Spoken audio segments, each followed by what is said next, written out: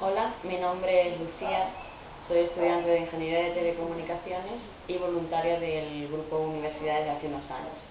Así que para hacer mi proyecto de fin de carrera, Ongawa me ofreció viajar a Perú, al programa WIE, que es un proyecto de TIC, a hacer la sistematización de las primeras fases de este programa WIE, en la parte referente al despliegue de la infraestructura.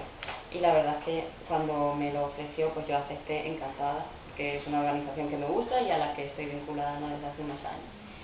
Y la verdad es que la experiencia ha sido increíble, por todas las personas con las que me he encontrado, por el país, que es increíble, y he aprendido muchas cosas, o sea, tanto de la gente que trabaja en Ongawa como de las instituciones socias y también de los beneficiarios, que me han aportado mucho, y he tenido la oportunidad de estar en Cusco y en Cajamarca, donde está el programa WIE.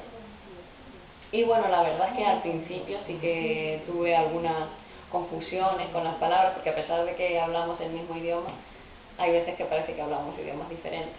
Por ejemplo, una vez al principio fui a comprar al mercado y alguien me preguntó que si no tenía sencillo. Yo no tenía ni idea que era sencillo, después me enteré que era sencillo y que es como suelto, o llegar a un restaurante o a una cafetería y que te digan, ¿azúcar está bien? Pues estará bien, sí.